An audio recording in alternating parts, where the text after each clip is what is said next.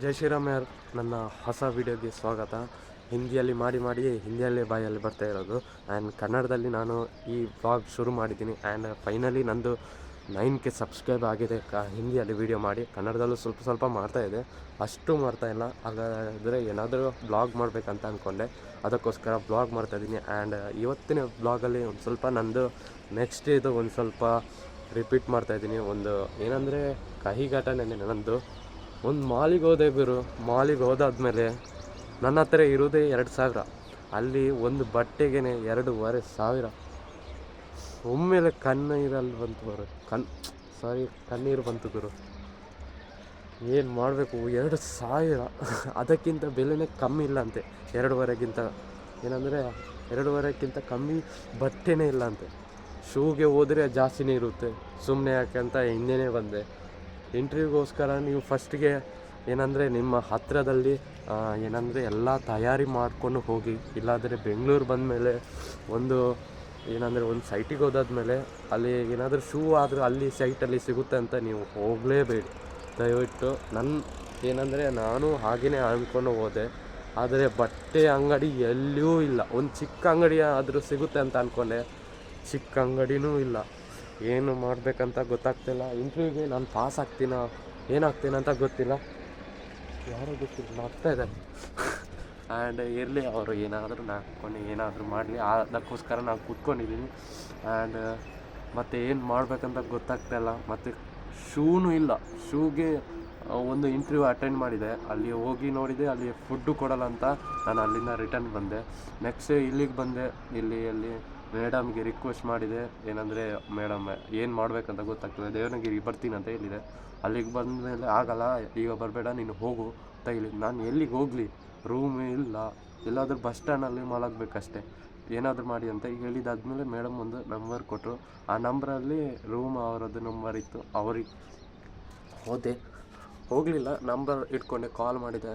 ಅದು ಯಾವಾಗ ಅಲ್ಲಿ ಹೋದಾದ್ಮೇಲೆ ಕಾಲ್ ಮಾಡಿದೆ. ಮತ್ತು ಈಗ ಬರಬೇಡ, ಇನ್ನೊಂದು ನಿನಗೆ ಹತ್ತಿರದಲ್ಲಿ ಒಂದು ಇಂಟರ್ವ್ಯೂ ಇದೆ, ಅಲ್ಲಿಗೆ ಹೋಗು, ಅಲ್ಲಿ ನೋಡು ಏನಂತ. ಆ್ಯಂಡ್ ಅಲ್ಲಿಗೆ ಹೋದಾದ್ಮೇಲೆ ಶೂ ಇಲ್ಲದೆ ಬರಲಿಕ್ಕಾಗಲ್ಲ. ನಾನು ಬಟ್ಟೆ ಬೇರೆಯೇ ಕಲರ್ ಡ್ರೆಸ್ ಹಾಕೊಂಡು ಏನೋ ಹೋಗಿದೆ ಬೇರೆ ಬಟ್ಟೆಯಲ್ಲಿ. ಮತ್ತು ರಿಕ್ಷಾದಲ್ಲಿ ಬಟ್ಟೆ ಚೇಂಜ್ ಮಾಡ್ಕೊಂಡು ಹೋದೆ. ಎಲ್ಲ ನೋಡ್ತಾಯಿದ್ರು, ಆದರೂ ಪರವಾಗಿಲ್ಲ ಅಂತ ಬಟ್ಟೆ ಚೇಂಜ್, ಪ್ಯಾಂಟ್ ಶರ್ಟ್ ಎಲ್ಲ ಇನ್ಸರ್ಟ್ ಮಾಡ್ಕೊಂಡು ಹೋದೆ. ಆದರೆ ಶೂನೇ ಇಲ್ಲ. ಶೂ ಇಲ್ಲಾದರೆ ಏನಾದರೂ ಪರವಾಗಿಲ್ಲ, ಏನಾದರೂ ಮಾಡ್ಕೋತೀನಿ ಅಂತ ಅಂದ್ಕೊಂಡು ಹೋದಾದ್ಮೇಲೆ ಒಂದು ಶೂ ಅಂಗಡಿ ಸಿಕ್ತು. ಏನಾದರೂ 300-400 ರೂಪಾಯಲ್ಲಿ ಆಗುತ್ತಂತ ಅಂದ್ಕೊಂಡೆ. ಒಂದು ಶೂಗೆ 1,000 ಅಂತ ಹೇಳಿದೆ. ನನ್ನ ಅರ್ಧ ಹಣನೇ ಅದಕ್ಕೆ ಹೋಗುತ್ತಂತ ಅಂದ್ಕೊಂಡೆ. ಮತ್ತು ಯಾಕೆಂತ ಬೇಡ, ಒಂದು ಸ್ವಲ್ಪ ಕಮ್ಮಿ ಮಾಡಿ ಅಂತ ಹೇಳಿದೆ. ನಾವು 1,000 ಕೊಡ್ತೀನಿ, ಏನಂದರೆ ಶೂ ರಿಟರ್ನ್ ನಿಮಗೇ ಕೊಡ್ತೀನಿ, ಒಂದು 200 ರೂಪಾಯಿ ಇಟ್ಕೊಳ್ಳಿ ಬೇಕಾದರೆ. ಅದು ಆಗಲ್ಲ, ಕೆಲವರು ಹಾಗೇ ಮಾಡ್ಕೊಂಡು ಓಡೋಗಿದ್ದಾರೆ ಅಂತ ಹೇಳ್ತಾಯಿದ್ದೀನಿ. ನಾನು ಏನು ಹೇಳಿದರೂ ಅವನಿಗೆ ಅರ್ಥ ಆಗ್ತಾ ಇರಲಿಲ್ಲ. ಅವರು ದೊಡ್ಡವ್ರು ಮಾರೆ. ಆ್ಯಂಡ್ ಏನಂದರೆ ಅವರಿಗೆ ಏನು ಹೇಳಿದರೂ ಅರ್ಥ ಆಗ್ತಾ ಇರಲಿಲ್ಲ. ಆಮೇಲೆ ನಾನು ಏನು ಮಾಡಿದೆ, ಹೋಗಲಿ ನಂಗೆ ಬೇಡ ಅಂತ ಸಾಯಿಲಿ ಆಚೆ, ಏನಾದರೂ ಆಗಲಿ ಇಂಟರ್ವ್ಯೂ ಅಟೆಂಡ್ ಮಾಡೋಣ ಫಸ್ಟು. ಹೋದೆ 3:30 ಹೋದಾದ್ಮೇಲೆ ಅಲ್ಲಿ ಏನಂದರೆ ಶೂ ಇಲ್ಲಾದರೆ ನಿಮಗೆ ಒಳಗೆ ಸೇರಿಸಲ್ಲ, ಇಂಟರ್ವ್ಯೂಗೇನು ಇದು ಮಾಡಲ್ಲ ಅಂತ ಅಂದ್ಕೊಂಡೆ. ಆಯಿತು, ನೀನು ಶೂ ಯಾರಾದರೂ ತೊಗೊಳ್ಳು, ಇಲ್ಲಾಂದರೆ ದಾರಿಯಲ್ಲಿ ಯಾರಾದರೂ ಬಂದರೆ. ನಾನು ಇಲ್ಲಾದರೆ ರಿಟರ್ನ್ ಹೋಗು ಅಂತ ಹೇಳಿದರು. ಇಲ್ಲಾದರೆ ನಾಳೆ ಬಾ ಅಂತ ಹೇಳಿದರು. ಶೂ ತೊಗೊಂಡ್ರೆ ಕಾಲ್ ಮಾಡು, ನಾನು ಬೇರೆಯವರಿಗೆ ಒಂದು ನಂಬರ್ ಕೊಡ್ತೀನಿ, ಬೇರೆಯವ್ರದ್ದೊಂದು ನಂಬರ್ ಕೊಡ್ತೀನಿ, ಆ ನಂಬರಿಗೆ ಕಾಲ್ ಮಾಡು, ಅವರು ನಿಮಗೆ ಇಂಟರ್ವ್ಯೂಗೆ ಬರಲಿಕ್ಕೆ ಹೇಳ್ತಾರೆ ಅಂತ ಹೇಳಿದರು. ಆಯಿತು ಅಂತ ಅಲ್ಲಿ ಮ್ಯಾನೇಜರ್ಗೆ ಸಾಯಿಲೆ ಆಚೆ ಹೋಯ್ತು 1,000 ಅಂತ ಶೂನು ತೊಗೊಂಬಂದು ಸಾಕ್ಸ್ ಬೇಕಲ್ಲ, ಸಾಕ್ಸಿಗೆ 200 ರೂಪಾಯಿ ಹೇಳಿದೆ ಒಂದು ಜೊತೆಗೆ. ನಾನೇನು ಮಾಡಬೇಕು? ಬೇಡ, ಸಾಯಿಲೆ ಹಚ್ಚಿ ಸಾಕ್ಸ್ ಯಾರು ನೋಡ್ತಾರೆ. ಶೂ ಹಾಕೊಂಡು ಹೋದೆ ಗುರು. ಅಲ್ಲಿ ಏನಂದರೆ ಶೂ ಹಾಕೊಂಡು ಹೋದೆ, ಅಲ್ಲಿ ಇಂಟ್ರಿ ಅವ್ರದ್ದು ನಂಬರ್ ಕೊಟ್ಟಿದ್ದಾರಲ್ಲ, ಆ ನಂಬರಿಗೆ ಕಾಲ್ ಮಾಡಿದಾದ್ಮೇಲೆ ಅವ್ರು ಹೇಳಿದರು, ಇಂಟರ್ವ್ಯೂಗೆ ಕರೆದಿದ್ದಾರೆ ನನ್ನನ್ನು, ಅದಕ್ಕೋಸ್ಕರ ನಿಮ್ಗೆ ಕಾಲ್ ಮಾಡಿದ್ದಾರೆ, ಆದಮೇಲೆ ನೀವು ಕರಿತೀರಿ ಅಂದ್ಕೊಂಡೆ. ಆದಮೇಲೆ ನಿಂಗೆ ಯಾರು ಹೇಳಿದ್ದು? ಅವ್ರಿಗೆ ಕಾಲ್ ಮಾಡಲಿಕ್ಕೆ ಹೇಳು, ನಾನು ಯಾರಿಗೆ ಇಂಟರ್ವ್ಯೂಗೆ ಕರೆದಿಲ್ಲ, ಆ್ಯಂಡ್ ನನಗೂ ಇನ್ಫಾರ್ಮೂ ಮಾಡಲಿಲ್ಲ, ಏನೇನೋ ಹೇಳಿದರು. ನನಗೆ ಒಮ್ಮೆಲೆ ಆಯಿತು ಗುರು. ಏನು ಮಾಡಬೇಕಂತ ಗೊತ್ತಾಯಿತು. ದೇವ್ರೆ ಅಂತ ಹೇಳ್ಕೊತಾನೇ ಇದ್ದೆ. ಮತ್ತು ಆದಮೇಲೆ ಏನಂದರೆ ಇವರು ಇದ್ದಾರಲ್ಲ, ಅವ್ರಿಗೆ ಕಾಲ್ ಆಗ್ತಿದ್ದಾರೆ ಮೇಡಮ್ಗೆ, ನೀವು ಕಾಲ್ ಮಾಡಿದ್ದೀರಲ್ಲ, ನಂಬರ್ ಕೊಟ್ಟಿದ್ರಲ್ಲ, ಆ ನಂಬರಿಗೆ ಕಾಲ್ ಮಾಡಿ ಅಂತ ಹೇಳಿದರು. ಕಾಲ್ ಮಾಡಿದಾದ್ಮೇಲೆ ಅರ್ಧ ಗಂಟೆ ಕಾದೆ ಗೇಟಲ್ಲಿ ಕಾದೆ ಏನು ಕಾಲ್ ಬಂದಿಲ್ಲ. ಮತ್ತು ಮೇಡಮ್ ಹೇಳಿದರು, ನೀನು ಮನೆಗೆ ಹೋಗು, ಎಲ್ಲಾದರೂ ರೂಮ್ ಮಾಡ್ಕೊ ಅಂತ ಹೇಳಿದರು. ಎಲ್ಲಿ ರೂಮ್ ಮಾಡೋದು? ಮತ್ತು ಅವರಿಗೇ ಕಾಲ್ ಹಾಕಿದೆ, ಸರ್ರಿಗೆ ಕಾಲ್ ಹಾಕಿದೆ. ಮತ್ತು ಅವ್ರು ಹೇಳಿದರು ಏನಂದರೆ, ನೀನು ರೂಮ್ ಮಾಡ್ಕೊ ಎಲ್ಲಾದರೂ ಅಂತ ಹೇಳಿದ್ರು. ಸರ್ ನನಗೆ ರೂಮೇ ಇರಲಿಲ್ಲ, ನಾನು ಬಂದದೇ ಮಂಗಳೂರಿಂದ ಬಂದಿದ್ದು. ಇಲ್ಲಿ ಎಲ್ಲಿ ನಂಗೆ ಪರಿಚಯದವ್ರು ಯಾರೂ ಇಲ್ಲ. ನಾನು ನಂಬ್ರ ಕೊಡಿ ಅಂದರೆ ನಂಬ್ರನೂ ಕೊಡಲ್ಲ. ಇಂಟರ್ವ್ಯೂ ಆದಮೇಲೆ ಏನಂದರೆ ಅವರ ನಂಬ್ರ ಕೊಡ್ತೀರಾ. ಅದಕ್ಕೋಸ್ಕರ ನಾನು ಏನು ಮಾಡಲಿ ಅಂತ ಯೋಚನೆ ಮಾಡಿದಾದ್ಮೇಲೆ ಇವರ ನಂಬ್ರ್ ಐತೆ, ಇವ್ರಿಗೆ ಕಾಲ್ ಮಾಡಿದೆ. ಅದಕ್ಕೆ ಮುಂಚೆ ಅವರು ಹೇಳಿದರು ಪಿ ಜಿಯಲ್ಲಿ ಒಂದಿನ ಇಳ್ಕೊ, ಆದಮೇಲೆ ನಾಳೆ ಬೆಳಿಗ್ಗೆ ಬಂದು ಇಂಟರ್ವ್ಯೂಗೆ ಅಟೆಂಡ್ ಆಗು ಅಂತ ಹೇಳಿದರು. ಸಾಯಲಿ, ಏನು ಮಾಡಬೇಕಂತ ಗೊತ್ತಾಗಲಿಲ್ಲ. ಆಮೇಲೆ ಮತ್ತೆ ಸಾಯಲಿ ಆಚೆ ಜೀವಮಾನದಲ್ಲಿ ನಾನು ಅಲ್ಲಿಗೆ ಹೋಗೋದೇ ಇಲ್ಲ ಅಂತ ಅಂದ್ಕೊಂಡೆ. ಮತ್ತು ನಾನು ಹೋದೆ, ಮತ್ತು ಅಲ್ಲಿ ಮತ್ತು ಇವರದ್ದು ನಂಬರ್ ಇತ್ತು, ಇವ್ರಿಗೆ ಕಾಲ್ ಹಾಕಿದೆ. ನಾನು ನಿಮ್ಮಲ್ಲಿ ಒಂದಿನ ಅಡ್ಜಸ್ಟ್ ಆಗಬೇಕಂತ ಹೇಳಿದೆ. ಆಗ್ತೀನಿ ಅಂತ ಹೇಳಿದೆ, ಒಂದಿನ ಮಾತ್ರ ಸಾಕಂತ ಹೇಳಿದೆ.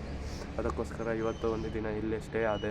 ಇನ್ನು ನೋಡಬೇಕು, ಇಲ್ಲೇ ಒಂದು ಅವರದೇ ಒಂದು ಕಂಪನಿ ಇದೆ, ಅಲ್ಲೇ ಜಾಯ್ನ್ ಆಗ್ತೀನಿ. ಇಲ್ಲೇ ಮನೆ ಬಾಡಿಗೆ 5,000 ಅಂತೆ 3 ಜನಕ್ಕೆ. 3 ಜನ ಅಲ್ಲ, 5 ಜನ, ಏನಂದರೆ 5,000 ಒಂದು ರೂಮಿಗೆ ಅಷ್ಟೇ. ಆ್ಯಂಡ್ ನೀರಿದ್ದು ಗೊತ್ತಿಲ್ಲ, ಕರೆಂಟ್ ಬಿಲ್ಲು ಏನೋ 60 ಏನೋ ಗೊತ್ತಿಲ್ಲ, ಏನೇ ಹೇಳ್ತಾ ಇದ್ದಾರೆ. ನೋಡೋಣ, ಇಂಟರ್ವ್ಯೂ ಪಾಸ್ ಆದಮೇಲೆ ಇಲ್ಲೇ, ಇಲ್ಲಾಂದರೆ ಬೇರೆ ಕಡೆ, ಇಲ್ಲಾಂದರೆ ಮಂಗಳೂರಿಗೆ ಅಷ್ಟೇ ಇವತ್ತಿನ ಲೈಫು.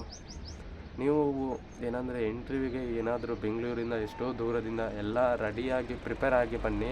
ಒಂದೇ ಕಂಪನಿಯನ್ನು ನಂಬ್ಕೊಂಡು ಬರಬೇಡಿ ಅಷ್ಟೇ. 1-2-3 ಕಂಪನಿಗೆ ನೀವು ಏನಂದರೆ ಇಂಟರ್ವ್ಯೂಗೆ ಬರ್ತೀನಿ ಅಂತ ಹೇಳಿಬಿಡಿ.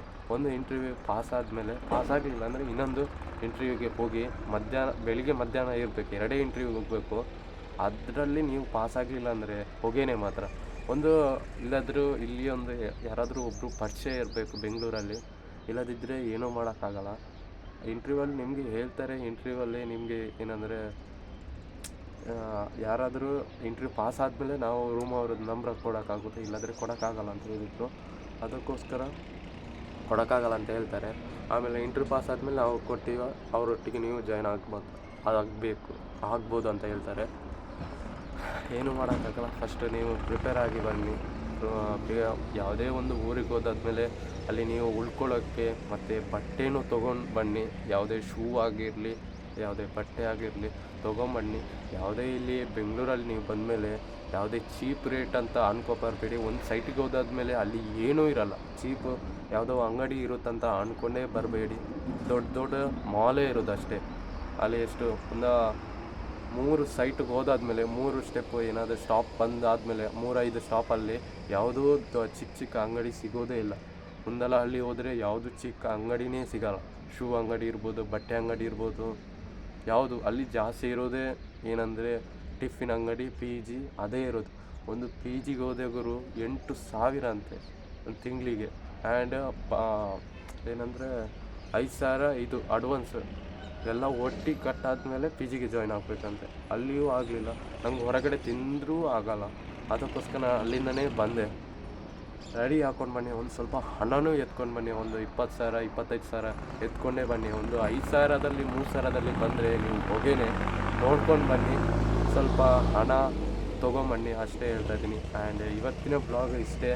ನೀವು ಬರಬೇಕಂದ್ರೆ ಎಲ್ಲ ತಯಾರಿ ಮಾಡ್ಕೊಂಡು ಬನ್ನಿ, ಸುಮ್ಮನೆ ಎತ್ಕೊಂಡು ಬರಬೇಡಿ ಅಂತ ಹೇಳ್ತಾಯಿದ್ದೀನಿ. ಆ್ಯಂಡ್ ಈ ಬ್ಲಾಗ್ ಇಷ್ಟ ಆದರೆ ಲೈಕ್ ಮಾಡಿ ಆ್ಯಂಡ್ ಸಬ್ಸ್ಕ್ರೈಬ್ ಮಾಡಿ.